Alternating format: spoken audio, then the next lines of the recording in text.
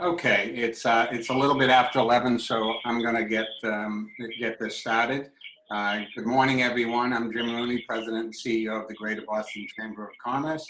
On behalf of the Chamber team, we of course hope that you're all joining us feeling safe and healthy today, but we know that in reality, many people in our community have been impacted by illness or worse, or some form of economic hardship. At the Chamber, like everybody, we're trying to adapt to these unprecedented times, but we're committed to serving as a source of information, as the voice of the region's business community, and as a convener and a connector, bringing people together virtually while we are physically separated. While our business community navigates the effects of COVID-19, conversations among employers as we hit this surge and perhaps begin to come out of this surge, people on their minds is shifting to planning and implementing strategies, how to move forward, how to return to work, how to return to public spaces.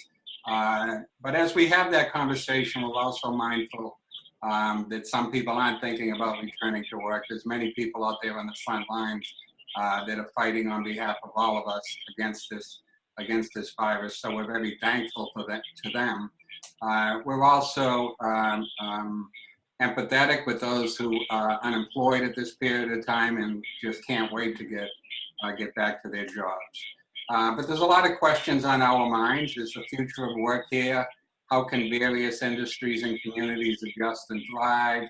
And question on everybody's mind, of course, is when and how do we begin transitioning back to commuting, working together, and socializing.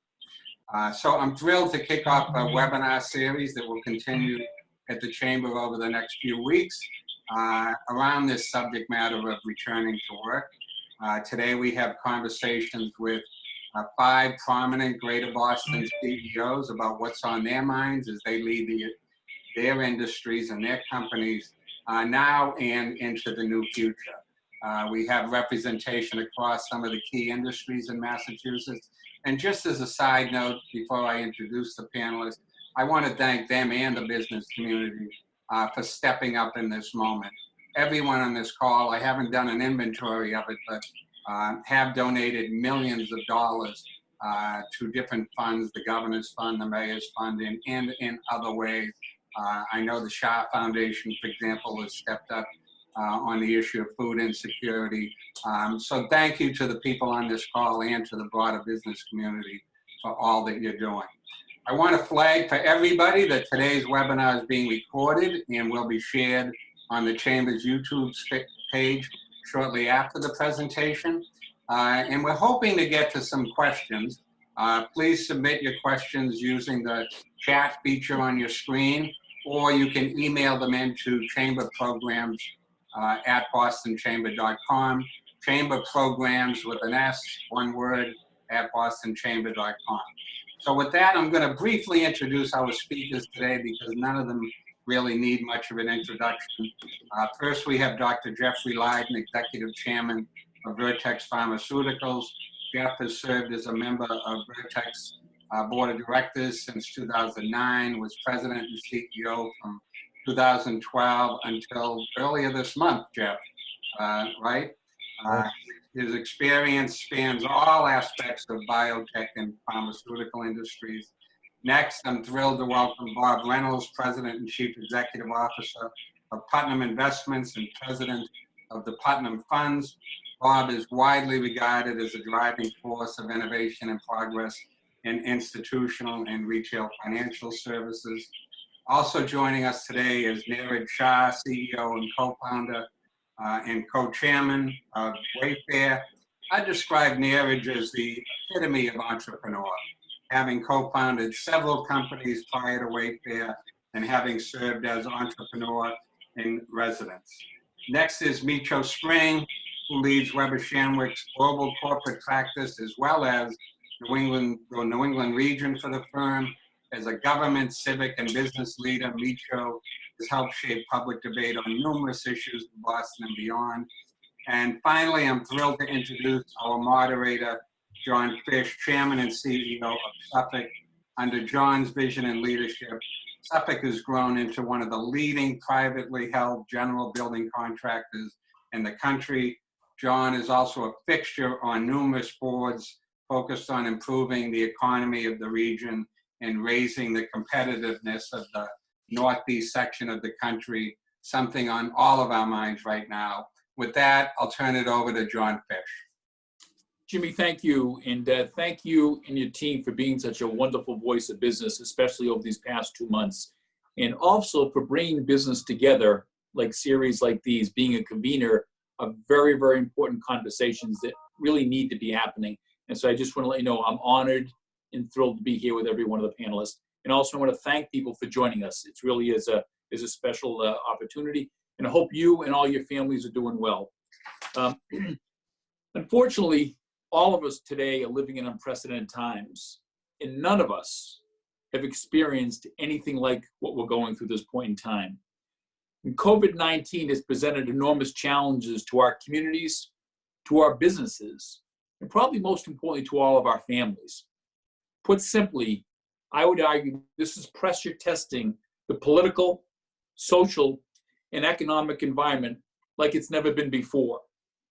And just as companies start thinking about how to navigate through this COVID new environment, all of a sudden the concept of working remotely is being exercised. And people are now confronted with the question of how do we get back to work? But most importantly, how do we as a business community get back to work comfortably for our employees? At Suffolk, similar to my colleagues on the panels here, safety and health is the #1 priority in our organizations. And this is one of the issues that absolutely keeps me as a CEO up at night. And the question I continue to ask myself over and over again is how do we as leaders create a working environment, in my case, at our job sites around the country and in our offices around the country? How do we allow our teams to feel that when they go back to work, it's a healthy, collaborative environment, both for themselves and for their families when they return to work, when we return to home at nighttime? What we've done at Suffolk, we've established working groups. We established a working group for our office, and we established a working group for our job sites themselves. The goal was to establish protocols for people to return to work safely and probably most importantly, comfortably, okay? And the approach needed to be thoughtful, flexible, with a high degree of empathy and compassion. The working groups are made up of teams of collaborative individuals in our company who have ownership in the decisions that we make and on how we implement them. So the people themselves own the reentry, and it's working out very, very well. The first thing we did from the home office point of view, what we said to people is once we have the ability to return to work, we're going to give people 2 weeks of flexible workspace. Either work at home or come to the office and allow yourselves to get your plans in place. But don't feel rushed to get back to work. With respect to the job sites, what we did, we appointed a COVID ambassador to implement things like social distancing, PPE, disinfecting, and the normal things that people are talking about in today's day and age. We also implementing and are trying a couple solutions. One is infrared cameras on our job sites. So when people, what they used in South Korea, so when people walk into the job site, it was immediate temperature testing. And when they go home at nighttime, we know they're not going home with a fever. Then we also are working with a solution called Tri-X monitors. It's a beeping monitor that if you're within 6 feet of each other, it starts to beep. And it gives people a sense of security that we are implementing solutions out there that could really make them more comfortable and thoughtful in the workplace. So overall, I think probably the most important decision we made, and I say this in context of being a sole proprietor, owning my own business, so I'm not public, where some people have different requirements put on them. We have not laid off anybody. We have not given any salary cuts, and we didn't suspend our 401ks. And the reason we did that is as we planned for the Vision 2025, that's our strategic plan, we wanted people to know that we were really going to take a little bit of sort of, thought in how we dealt with this thing, because we knew in the long term that we really wanted to make people feel that the company was there standing behind them. I know that cannot be always the case in public companies. I want to acknowledge that. But we felt in our case it was at the end of the day. Moving on to our panels. First of all, I want to thank each and every one of them. I've enjoyed a wonderful relationship from all for a long period of time. And I have enormous respect for each and every one of them in your accomplishments. Hope you and your families are safe. COVID-19 has certainly leveled the playing field. And I would say no one is immune, okay? Whether it be your money or your title, you can't escape this disease. For the last 6 weeks, this crisis has shocked our economic, political, and social systems. As a CEO, or I should say as a successful CEO of large companies, how has this crisis impacted your thinking and rearranged your priorities as you steer your organization through the most volatile time and you plan for the future? Jeff, let me begin with you, please. Thank you. Yeah, thanks, John. First of all, thanks to you and Jim for arranging this webinar. I think it's an absolutely fantastic idea. Great way to keep the business community together and share information of best practices. As you'll see, I was listening to you, and it was interesting that we've done some of the same things, but I took away some new things from your comments as well, so appreciate it. You know, our number one and two priorities have really been clear since the very, very beginning of this thing in March. Number one, protect our employees and their families and protect our patients. Obviously, we treat thousands of patients around the world, and we wanted to make sure that they were protected as best we could as well. So that was number one. I'll talk about that in a second. And number two was support the community. It was very clear to us early on that this was going to be devastating for the community, particularly for some of the most vulnerable members of our community. And so early on, we worked with the mayor, the governor, the folks on MACP and yourself to mobilize the business community to provide civic support. With respect to our employees, we were very fortunate to make the decision very early on in the first week of March, because we did understand the science and the contagiousness of the virus, to send most of our employees home and only keep about 400 or 500 essential employees who manufacture our medicines and do some of our critical lab work coming in. And because of that, we've actually only had 6 of our 4,000 employees get infected, and all of them were infected outside of work. So we haven't brought the virus into our work environment. And the working from home has worked remarkably well. Like, we also have been very fortunate, it hasn't affected our business outlook. And so we also have been able to continue to pay all of our employees and contractors, no furloughs, no benefit cuts, and that's been very important. With respect to our patients, it was all about making sure we had a supply of medicines and a supply chain that could supply those medicines to patients for several years. And there we were very fortunate to have designed a very redundant supply chain. It wasn't dependent on any one country, including China, and to build enough inventory so we were very confident we can supply them for the next several years.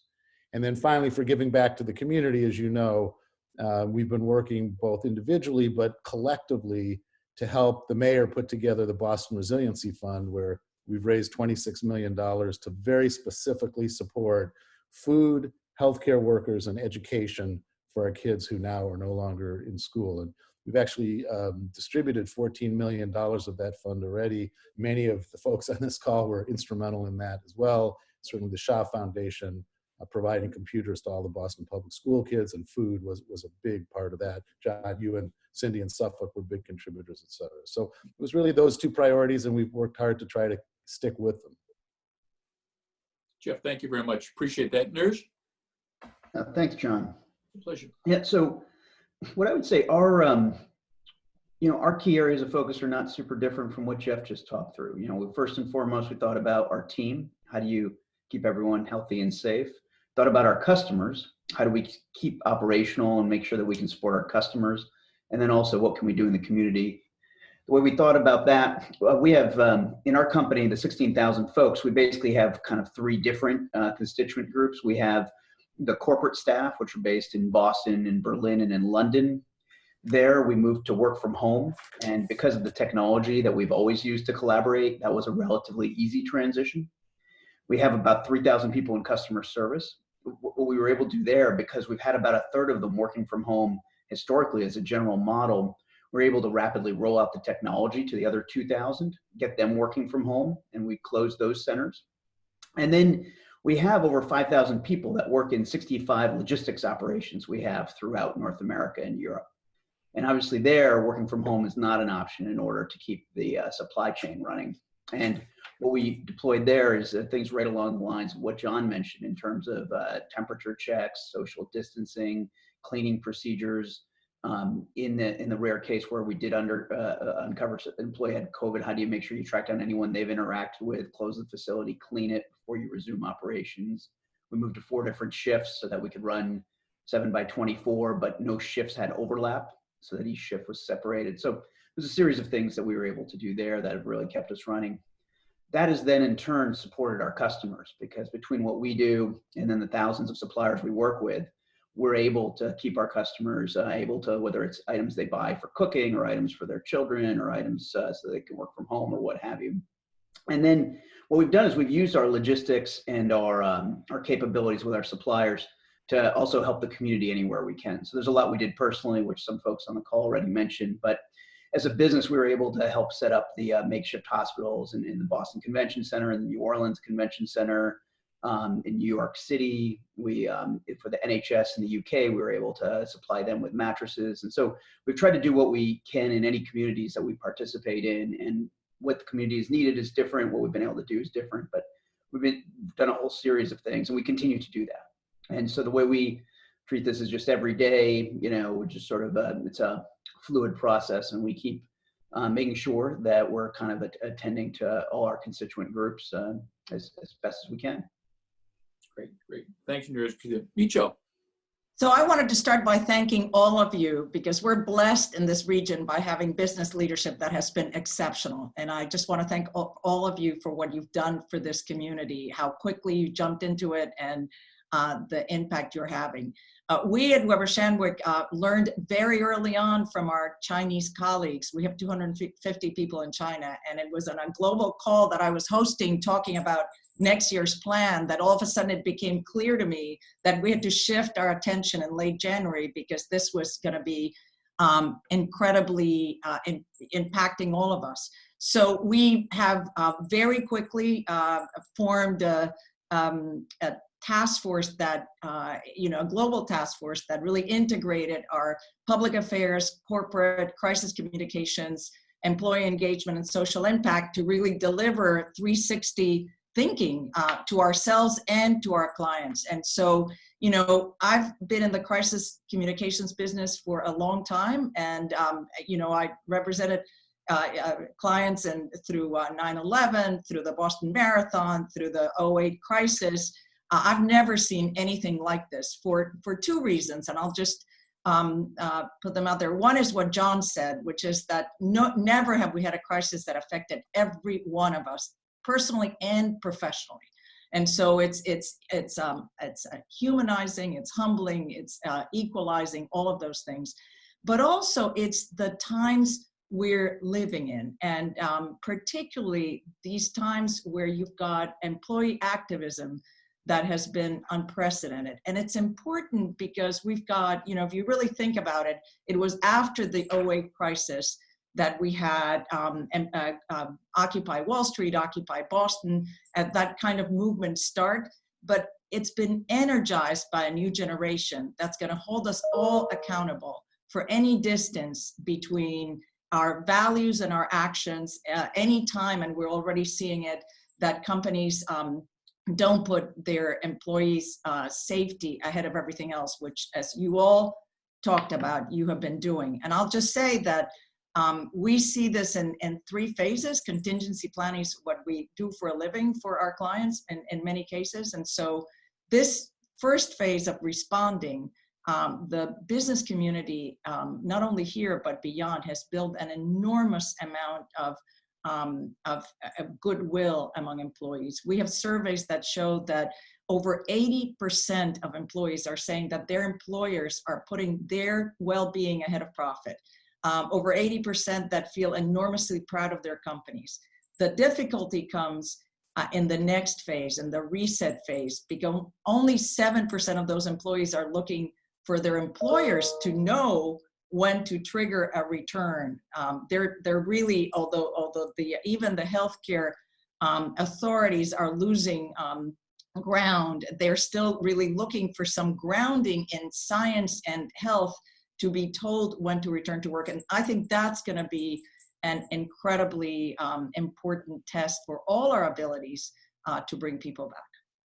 Micho, thank you very much for that real thoughtful response. Bob, turning over to you. Yeah, thanks, John, and thanks to everyone on the panel and everyone tuning in today. First off, not unlike everyone else, I think our first responsibility was the safety of our associates. That was first and foremost. Next, we talked about our clients because we're in the money management business and they're dependent upon us to perform a duty, a function every single day. And the third thing was involvement in community. We encouraged all our associates to get involved in the communities they live in, participate in the process. We have participated in the mayor's program, the governor's program, the chamber, not the chamber, we do participate in the chamber, but the United Way, Boston Foundation. So it has been amazing to me, especially in the Boston area, the Commonwealth, how the business community has really stepped forward. But we also have offices in the UK, in London, Singapore, Tokyo, Australia. So it's been the same in all those locations. I would say that in the first week of March, we've had a work at home program for some time. And but we've never maximized, had everyone out at the same time. So on Thursday, that first week of March, we told everyone, you're working from home on Thursday. And we had a team meeting, the operating committee, Thursday evening, and got reports. And there were some issues, nothing major, but we made the decision right at that point that from now on till we get through this, it's all work at home. So we've been 100% work at home. And quite frankly, it has been very good for the business. And I think associates have really appreciated it. In that process, I think communication is key. And we try to do a company-wide communication at least once a week. The operating committee of the company meets 3 times a week. And then obviously there's numerous meetings throughout the day, every day, with different parts of the business. Also, during this period of time, it has been a very volatile, we've had very volatile markets.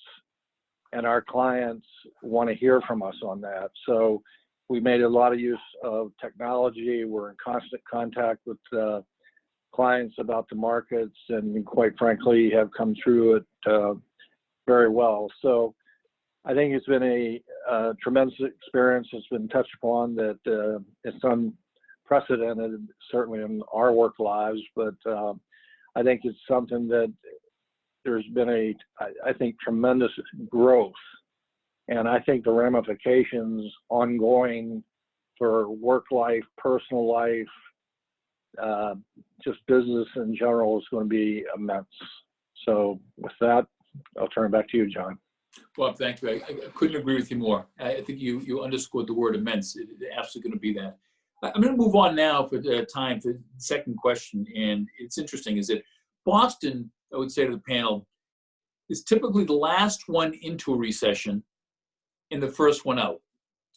And our region has weathered the last recession because I would argue because our sector diversity, very, very diversified economy here in Massachusetts. Historically, the strength of our economy has been our healthcare and education environments, as well as a few others. But healthcare and education have been large drivers. But with the COVID crisis, I think one could argue is much, much different. Higher ed has been impacted directly, as we've already discussed. Online learning right now is taking the place of classroom settings, and a lot of empty dormitory rooms going on, and we don't know what's going to happen in the fall. Hospitals have taken substantial financial hits. I know that as chair in Brigham Women's Hospital, and I know the community hospitals are struggling right now. What do you think the long-term impact of COVID-19 will have on our economy here in New England? And what are your businesses and economic perspectives on this overall? And let me start with Micho, you on the public relations side of things. Well, I think everything you have said is of great concern, and I think this is going to hit us hard. I don't think there's any way around this. However, I do think that we are the hotbed for innovation, and if you really believe, as I do, that we're going to innovate our way out of this. A lot of it is going to come right here from all the many of the industries you've mentioned, but different aspects of them. And so I have great faith that both, yes, the diversity of our economy, but more importantly, the brains in our economy. And yes, the universities are hurting from the perspective of students coming and maybe not being able to be there, but boy, are they leading the charge in helping us find our way out of this. So I have great faith and great optimism that will balance out the great hit that we're going to take initially because of all the reasons you mentioned. Bob?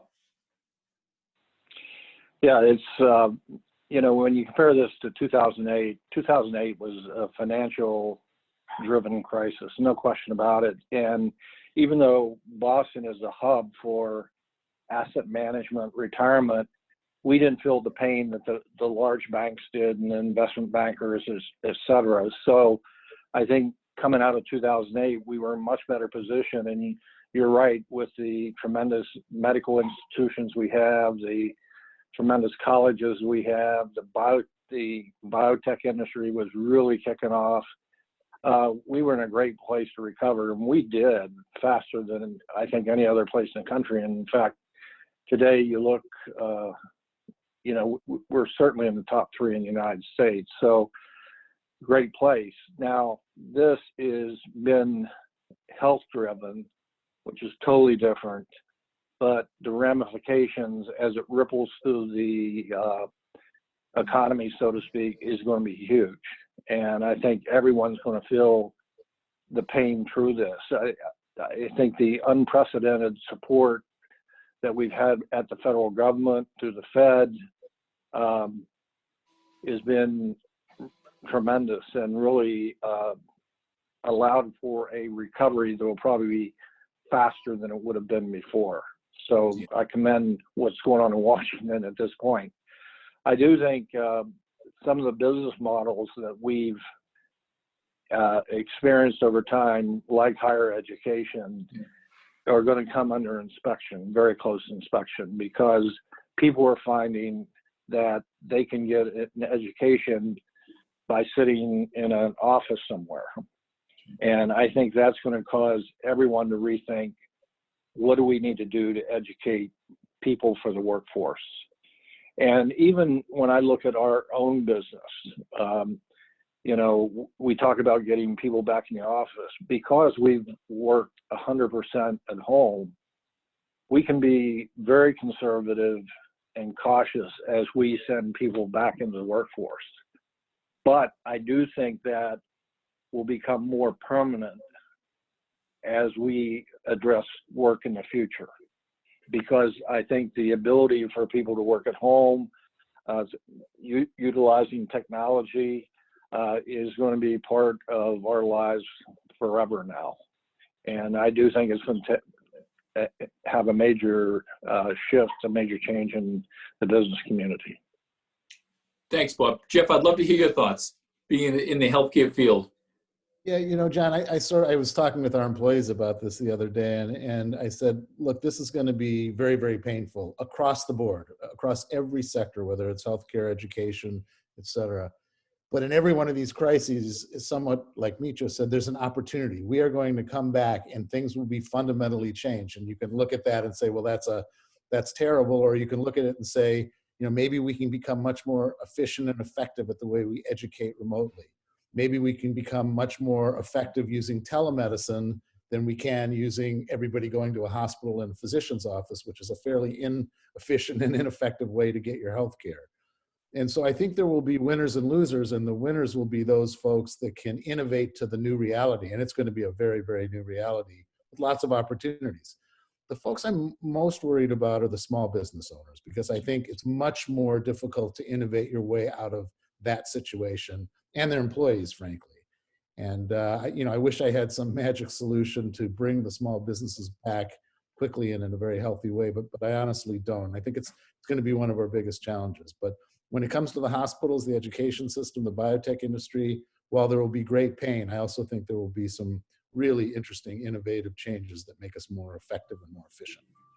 I'd say to the panel, generally speaking, I'm very, very excited about your enthusiasm. Really, really excited. Niraj, I'll turn it over to you.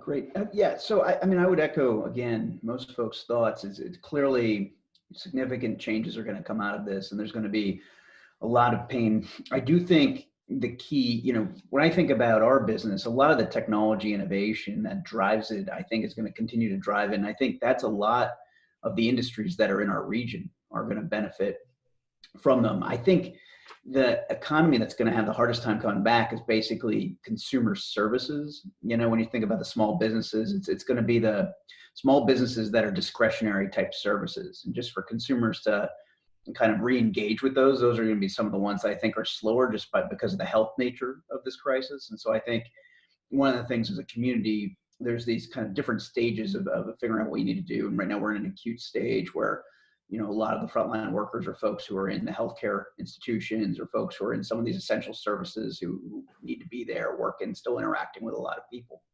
And then I think you're going to go through a few different stages. And I think as long as we collectively keep an eye on the long-term outcomes we want, I think there's going to be different things we need to do at different stages to sort of try to rebuild the broader economy.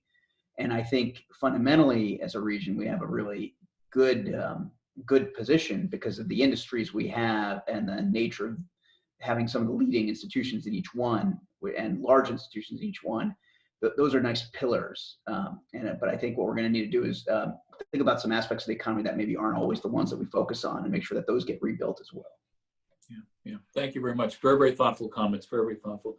Now I'm going to move into the next segment of the panel discussion, and I'm going to ask industry-specific questions for our panelists and get their insights because each one of their industries is undergoing sort of rapid transformation at this particular juncture, my industry included. So I'm going to begin with Jeff. Jeff, you represent really a new wave of corporate leadership, I would argue, in Boston in many respects. You're a researcher, you're a data analyst, you're a technologist, you're a doctor, you're a scientist, and you're a business leader.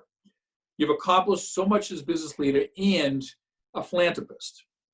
You founded Vertex Foundations, which has had a significant impact on both local and national. It improves the lives of various different people with some very, very serious diseases. From a community point of view, the foundation has supported very many summer camps. It's done a lot of relief disaster programs. And it's also, you have a very, very robust employee contribution program that supports that relief fund, which I hear at Vertex is a very, very powerful initiative that you've created. And under your leadership, you've really had tremendous breakthroughs with dealing a crippling disease of cystic fibrosis. And again, with respect to everybody on this panel and in our area, I want to thank you for doing that, because that really has saved so many people's lives throughout this world. That being said, COVID-19 testing has been in everybody's mind these days, especially in the last 2 weeks as we sort of get over the curve. And given your medical and lab research background, what are your thoughts on testing employees, Jeff? And are you thinking about testing yourself, or should be the government take the lead in that particular program? And how much do you think testing should be undertaken on a going forward basis? Yeah, maybe just to spend a minute putting the question in context is a very good one, John. As you and I have discussed, we view this epidemic as coming now in 3 phases. And as Niraj said, we're in the first phase, the acute phase, where really the only effective way we have to slow this down is through these various social distancing measures that we've all talked about today. And that phase is going to go on for some time. I think the notion that we're going to have a treatment or a vaccine in a month or 2 and get back to normal, that's really just a fantasy. We think this phase is going to last at least 5 or 6 more months of various kinds of strict social distancing. And then the next phase will come when we actually have a drug, or probably 2 or 3 drugs, that can treat the disease but not prevent the disease. And the likely thing is an antiviral agent, probably a monoclonal antibody, and perhaps an anti-inflammatory. But it's at least 6 months till those drugs get tested, get manufactured in sufficient quantities, and can be used to treat the disease. And that's probably when we really start reopening in a significant sort of way, because the mortality rates will come down. But the final part of this, this 3-phase approach is going to wait until we have a vaccine. And I know there's a lot of optimism and good reason for optimism from the industry for a vaccine, but the practicalities are that's 14 to 18 months away to test it. And then remember, we're going to have to manufacture billions of doses, not millions, not tens of millions, but billions of doses to treat the world. And so we see that as a well into 2021 event. So I think we're in this for a while. So now back to your question about testing. What do we do in the meantime? We're going to need to continue to have some level of social distancing through phase 1 and 2, particularly for the vulnerable population. And unfortunately, being over 60, I'm in that population. And those folks that come back to work, we're going to have a variety of tests, I think. We're currently, like you, doing temperature testing when folks come into the office and when they leave the office each day. I think that will be important. But as you know, 40% of the patients are asymptomatic and are still contagious or infectious where they don't have a temperature during the first 3 days. So we also think as we bring more people back, we're going to need to use some of this rapid PCR testing and antibody testing. Antibodies will allow us to know who's been infected and recovered, and those people are probably safer, although we don't know that. They can get back to work more quickly.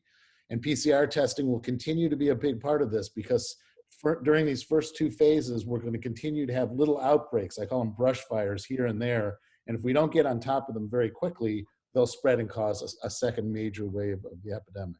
So we are thinking, you're asking me the question, are we thinking of doing testing of our employees? Yes, we are. And we're trying to figure out how to do that in a responsible way so we don't take tests away from the medical system.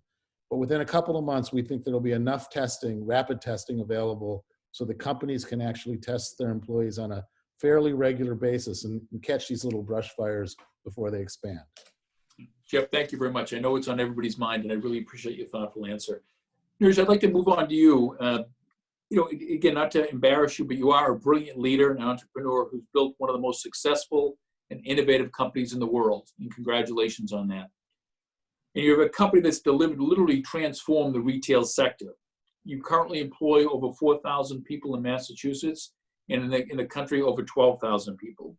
You and your wife, Jill, have quietly given back to so many different charities and communities. I want to thank you for that. And one of the most important ones I sort of identify with is the My Way Cafe, where you're providing healthy lunches for Boston Public School students. And Niraj, I really want to give you a shout out to your wife, Jill, because I know she's taken that and she's really run with it in a significant way, and it's a nice accomplishment.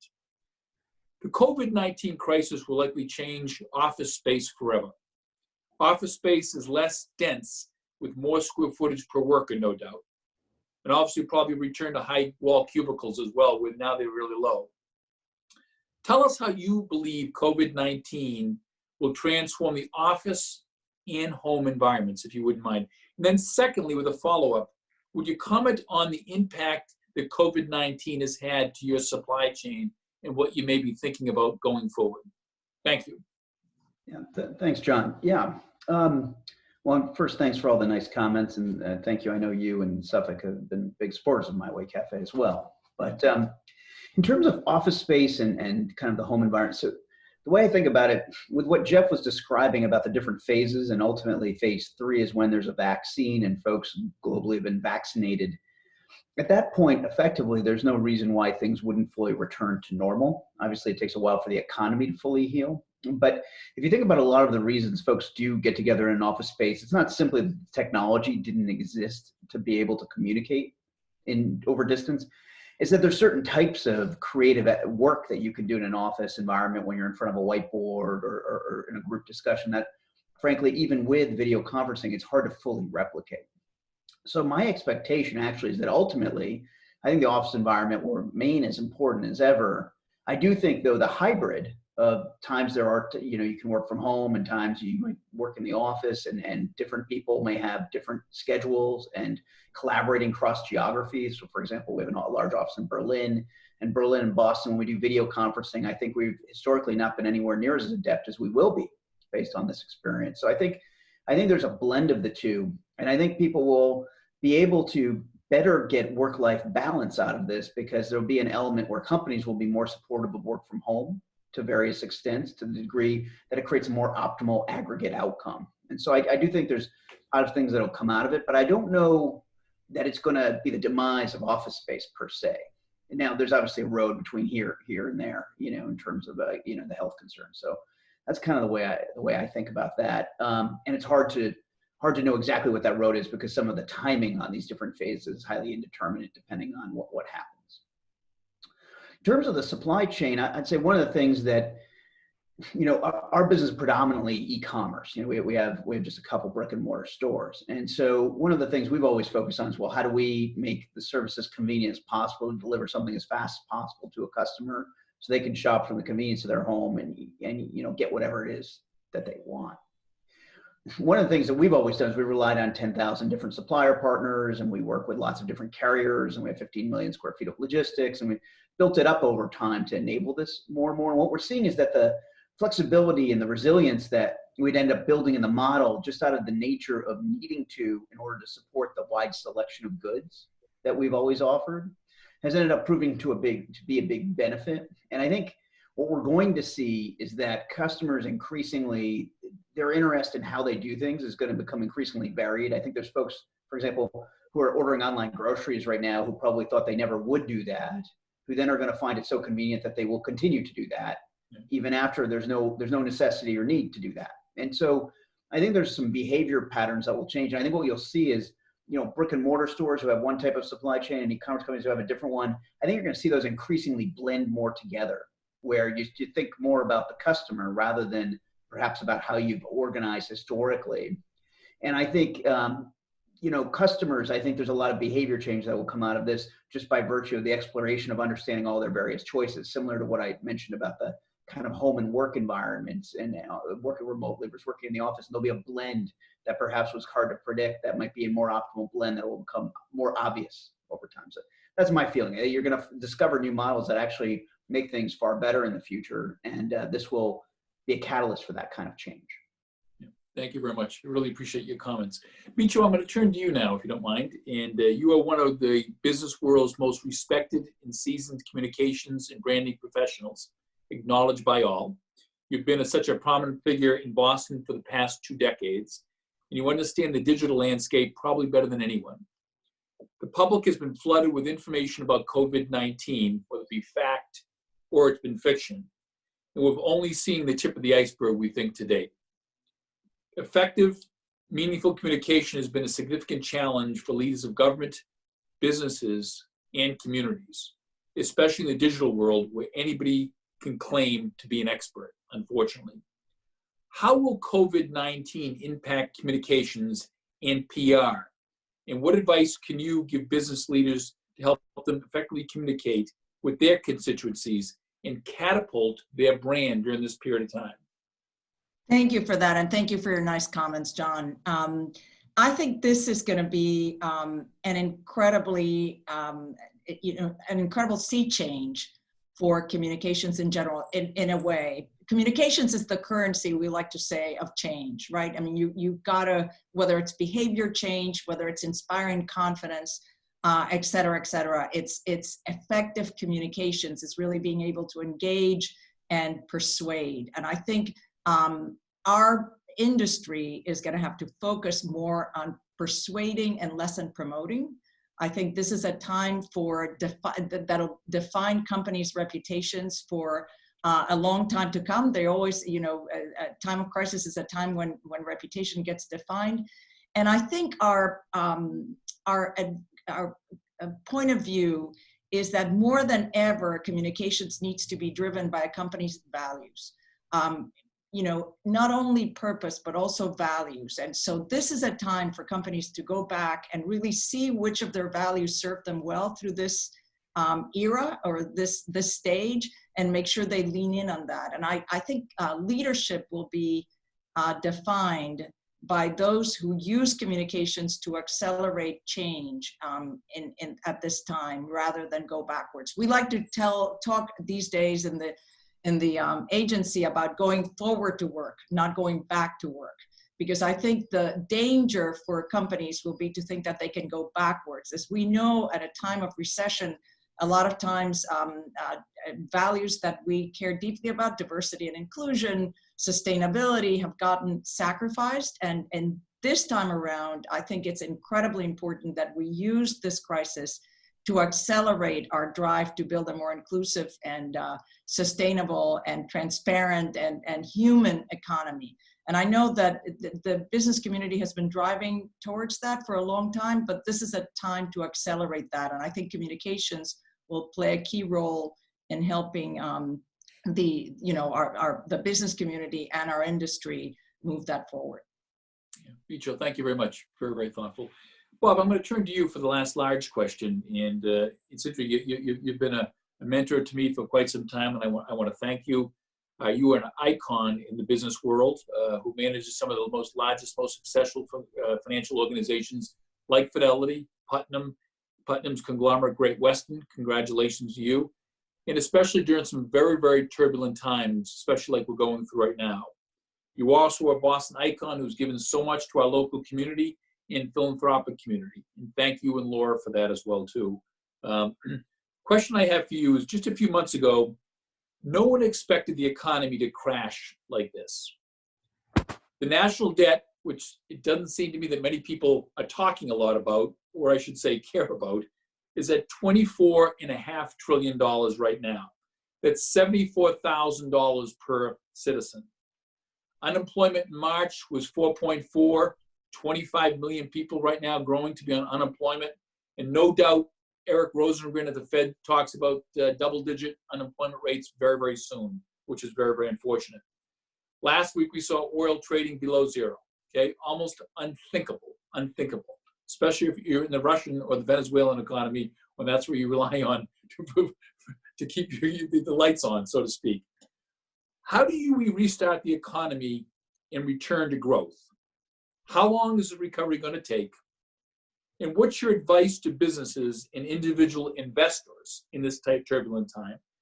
And lastly, have we learned any lessons from economic downturns from the past that will prepare us for the future? I know those are smorgasbord of questions, but they all rely in sort of, how do we get out of this mess? Yeah, that's an excellent question. And if I probably knew the answer, I'd be a very wealthy guy right now. But there has been nothing like this in the U.S. since 1917, the health crisis.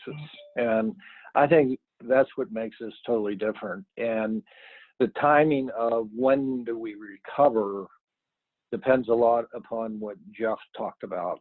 The three phases. Obviously, if you have a prophylactic treatment for the disease, that'll be helpful. That'll get you down the road. But the holy grail is going to be the vaccine. And to me, that's going to determine the speed of the bounce back.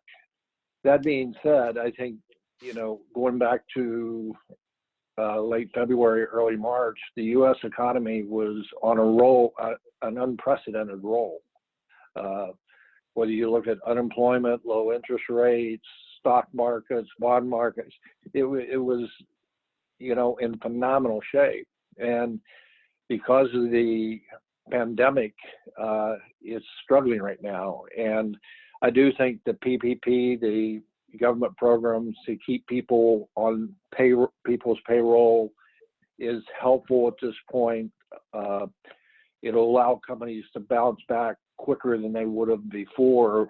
That being said, though, it's without the testing and what I mentioned before for the medical side, it's going to be tough getting people out again. And here I'm talking about restaurants and theaters and sporting events. The NFL drafts tonight, and it doesn't, we don't know if we're going to have football this fall. We think we will, but it maybe just be from your living room, no one attending. So I do think the market is showing signs of strength right now. Yes, we do have volatile days, but the market's starting to look at what companies are going to be coming out of this at the greatest rate of speed. And I think there will continue to be opportunities in the market to make money, and we see that today. There is a differentiation of companies in the fixed income market. There's a differentiation on type of bonds, et cetera, and there's opportunities to make money today. So I do think the actual true comeback to the economy is yet to be determined, but I do think there's opportunities in the interim period for people to make money, and that's what we're seeing. A lot of people really starting to probe in different areas to say, is now the time to make this move into whether it be mortgages or whatever. And so I'm pretty optimistic at this point about where we're going financially. Yeah, well, that's a breath of fresh air, honestly, and I appreciate that, because I think if you talk to a lot of people in your industry that have a sort of a different take on this, and I appreciate being such a contrarian, and I think that's what's made you so successful in your career. We're running out of time a little bit, but I got one last question I'd like to ask the panelists, and it's just if you could leave your response maybe to a minute or so, then I can turn it over to Jimmy if you don't mind. But I would like to know, what is the one thing that excites you and the one thing that worries you in the months ahead? What's the one thing that excites you and the one thing that worries you in the months ahead? Micho, do you mind if I turn it to you? No, I think what excites me is really the great opportunity to accelerate change, to address a lot of the issues, John, that have been exposed by this crisis, from the inequities with the frontline workers to our inability to work as closely across governments. We're blessed in Massachusetts, but beyond that, it has posed a real problem for anybody who's got global companies or national companies. So I hope that we can use this opportunity to accelerate change. I mean, like Kennedy said, John F. Kennedy said, you either master change or change masters you. And this is our moment. This is a moment to meet the challenge and really address a lot of issues that we've been kind of slowly moving towards addressing, but this is the who would have thought that we'd be able to rebuild our economy almost from scratch? And I think it's a great opportunity. What fears me the most is that we will try to go backwards to a day that's now long gone. Bob? Yeah, I think what's been inspiring is the fortitude and the strength of the American people. You see that everywhere, certainly people on the front line, healthcare at all, but to me, the country has been amazing, and it is really heartwarming to see. And I think we should all take pride in that. And again, you can't, we've used Boston Strong in the past, but I think the way that Massachusetts has stood up and been accountable for where we are today is something to be proud of for all of us. Thank you, Bob. Jeff? I think what excites me most, or at least the opportunity that excites me most, John, is the way this can, I think, bring the business community together with the lay community, if you will. I think there was a lot of division between them. There's a lot of rhetoric against the business community, and I think the response of the business community, as Micho said, provides the opportunity for us to be a part of the solution here and to be regarded in an entirely different way. And I think every person on this call has demonstrated that kind of leadership that'll lead to that unity. I hope it brings us together. The thing that I'm most fearful of is that as we come out of this, we don't pay proper attention to supporting the really important institutions that are going to take us forward. You mentioned some of those: education, healthcare, innovation in tech, and innovation in life sciences. We have to make sure that we continue to support them. You don't turn those on and off. Once you turn them off, they're gone. And I think the future is bright if we can figure out a way to continue to support them, and the future isn't bright if we make that mistake. Thank you, Jeff. Very, very thoughtful. And Niraj, and if you don't mind, turn it to you for the last comments. Yeah, great. I'd say, so what excites me is you're just seeing a lot more what I'd call like positive collaboration between groups that have spent a lot of time, perhaps more in a antagonistic or fighting stance, whether that's bipartisan type relationships in politics, whether that's different industry segments, as Jeff mentioned, or whether that's even globally, different countries. You're just seeing a lot more of a kind of united front. I'm hoping that that can be something that we all build off of and figure out how to collectively work together, because I do think you get better outcomes out of that. And so that's what I get. You know, it's exciting to see a lot of that. You view that as a big opportunity. In terms of what worries me, it's just that I think there's a lot of devastation that's been created, and I think, you know, there's kind of different ways that you can rebuild it. And you look at times where there's been a lot of destruction. There's times where it gets rebuilt very quickly. It can be rebuilt over just a year or two. And then there are times where you look at what happened in the Great Depression, as you see, it can take a decade. And so I have no doubt we'll end up very strong in the future. Just like to keep that time frame as short as possible. And I think we can do that if we're all working together and not worrying about just our own interests, but like, you know, at that phase of rebuilding, what are the industries? What are the folks who need help? How do we do that? And you kind of keep it, you iteratively work through all the different aspects of it. But it does require everyone to not be first and foremost solely focused on themselves. Appreciate that. Just my closing comments before I turn it over to Jim. As I sat here for the last hour listening to some of the comments, as I pointed out, I could be more pleased at about the optimism of the business community, and Jim, of your leadership and carrying on these type of conversations, because it is tough. I think everybody's experiencing different types of emotions through this. It's never happened before. And we're all human beings. Nobody's perfect. And it's a time for healing. It's a time for coming together. But it reminds me that, as I said before, that this is a level playing field. Everybody on this planet, the 7 billion people, are all being impacted by this unfortunate coronavirus. And two comments I would make. One, I think we're all living in the best country in America, in the world. There's no doubt about it. The United States of America is by far the environment of freedom, for environment of democracy. We fought for that. We deserve it. And we need to cherish it. And secondly, in Boston, we've been through a hell of a lot over the last 100 years or so, more specifically the last 10 to 15 years. We've held together strong. There's no doubt in my mind we're going to hold together even stronger on a going forward basis. And what I'm really proud about is how the business community, Niraj, to your point, and Jeff and Bob and Micho, have come together like I've never seen before in my 37-year career. The resiliency, the thoughtfulness, the compassion, the empathy. We have risen to the occasion like never before. And every business leader, every person that's involved in business, every consumer out there should be proud of the standards that they've set. I think, like you've all talked about today, is the best of Boston is yet to come. And I feel confident with that when I'm looking on this picture and I see Jeff Leiden, Niraj Shah, Bob Reynolds, Micho Spring, led by Jim Rooney. So Jim, I just want to thank you for hosting this. I want to thank you for your leadership. What I do think we need to continue these conversations. It's not going to be easy, but this type of brain power, okay, in our economy and our people from Massachusetts, we can win. Thank you very much, Jim.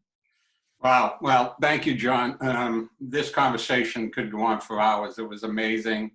Thank you, Micho. Thank you, Niraj, Jeff, Bob, and John. Great job leading the conversation. I think some of my takeaways fall into that question you asked about what are you worried about, what are you excited about. Jeff mentioned small business. I'm worried about small businesses, 650,000 of them in Massachusetts, 1.5 million employees. By some projections, even with the help from the federal government, up to a third of them are in danger of failing. So how we continue to come together as a business community to support our colleagues in the small business community is a challenge we'll face. In terms of what I'm excited about is that one of the themes I took away from this conversation is that Boston and this region's competitive advantage is our talented workforce and the innovation that is driven by that workforce. And I heard each of you talk about ushering in a new era of innovation and disruption that will lead us forward and out of this malaise that we're in right now. And if you think about the downturn of 2008 and what came out of that in this region, Mass Challenge, the Harvard iLab, the Mass Life Sciences Center, all came out of that downturn. And I think that, as you all suggested, I think we're going to usher in a new era of innovation grounded in that talented workforce and the leadership that we have on this panel. Couple of housekeeping notes. We'll continue this series on May 7th. Several of the questions were around commuting and taking the tea that we didn't get to. We'll get to those questions by featuring on May 7th at 1 p.m.